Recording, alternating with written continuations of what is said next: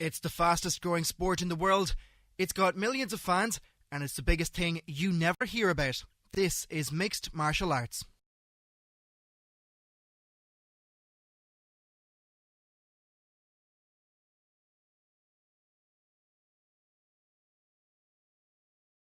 The sport of mixed martial arts has been in existence for hundreds of years, but has become particularly popular in the 1990s because of the UFC, or the Ultimate Fighting Championship.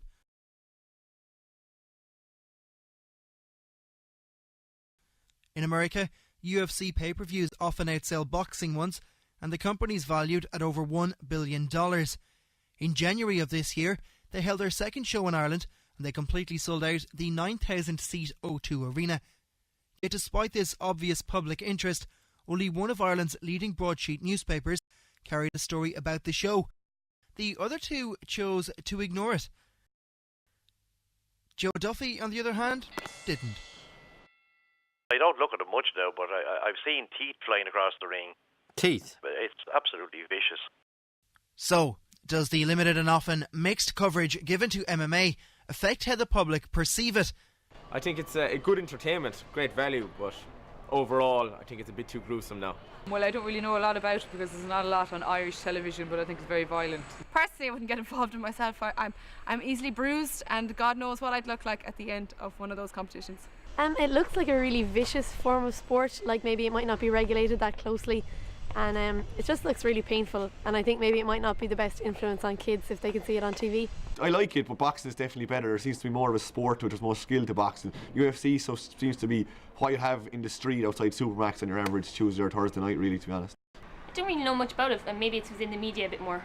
So should the media be paying more attention to a sport that's growing in popularity in Ireland and in Limerick? Dermot McGrath and Catherine Costigan run the Pancration Mixed Martial Arts Club in the Eastway Business Park. Our club is probably the largest single location MMA club in the country, and I think we've got the only steel cage, 24 foot in the country as well. And we teach about 200 people mixed martial arts here. Jerry, good afternoon. How are you, Joe? This is it's cage fighting or cage. Mixed martial arts is called cage fighting for the obvious reason that it takes place literally in a cage. The question is why? Perhaps because that makes it reminiscent of certain kinds of prohibited sports, which also have a very long tradition, sports involving animals. I suppose cage fighting carries negative connotations, and people are, I suppose, fairly suspicious of UFC and all the other types of MMA fighting. Some people see it, I suppose, as kind of brutal and dangerous. UFC is often called cage fighting, and well, it's fighting in a cage, so yeah, it is cage fighting. But there's nothing wrong with that. The cage is actually much safer than the ring. It's self-explanatory. A cage is made of steel, a ring is made of ropes with padding. And again, I think the ring is safer. If you were to fight and spar in the ring, you get tangled in the ropes, the action starts, guys get thrown out of the ring, they catch their arms and legs in the ropes, and it's much more dangerous. Whereas a cage has much more action for the fighters to work with. It's a tool in itself to push a guy against the cage and work him over, take him to the cage and take him down.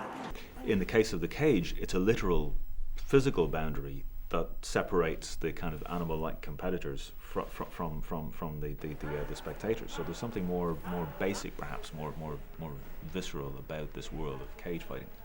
The cage is an integral part of the sport, and it actually makes it look worse. But in reality, it's much safer. It's definitely a case of perception over reality in that. And the difference between boxing and cage boxing, is it to do with danger? We might wonder why boxing has an established legitimate status as a sport, given that it involves a fair amount of brutality, but mixed martial arts has yet to achieve that kind of status.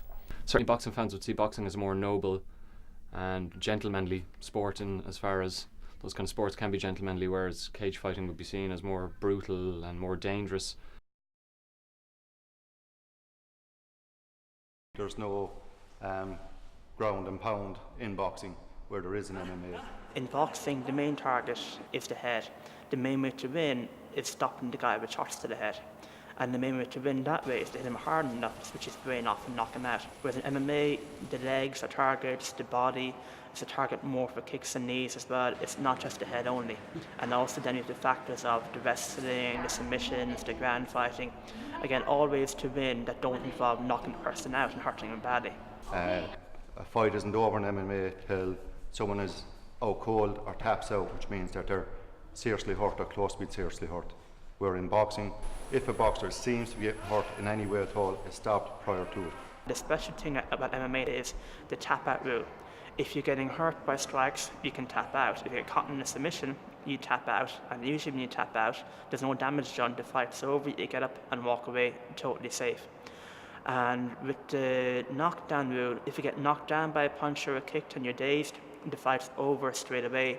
So I think MMA is probably one of the safer contact sports. Most of the injuries will be superficial, cuts, bruises, sweatings, things like that. Things that look bad, but in reality are minor injuries, rather than the serious injuries you can get in other sports.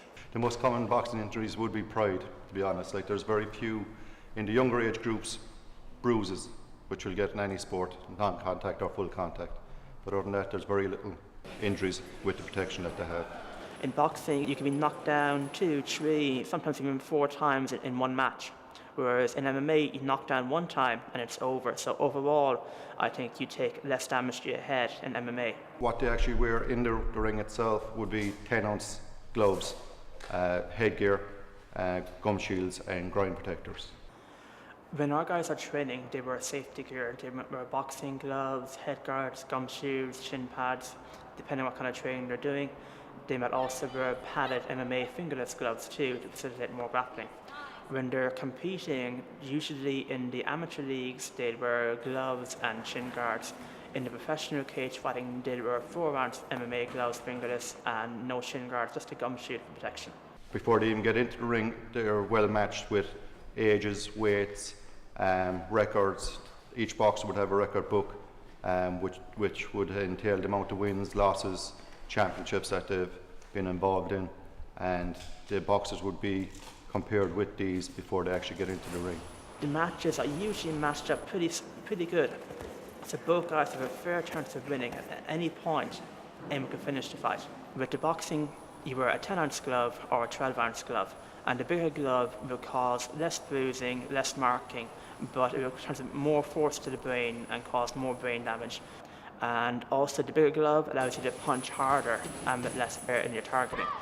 Now in the MMA, you tend to wear 4-ounce gloves, so that means you have to punch more accurately. The gloves will cause more cutting and more bruising, and it will take less punches to stop the fight. With a 4-ounce glove, one really good punch can stop it.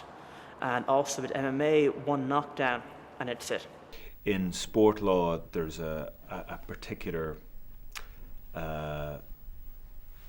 factor in judging whether injury to an opponent is legitimate or non-legitimate. It has to be an accidental outcome of playing the game.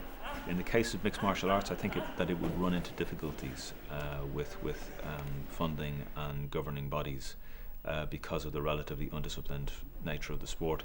Now, I'm not saying whether UFC and cage fighting is more dangerous or isn't, but that would be the perceived difference, is that cage fighting is more dangerous. But I don't think there's been too many serious injuries.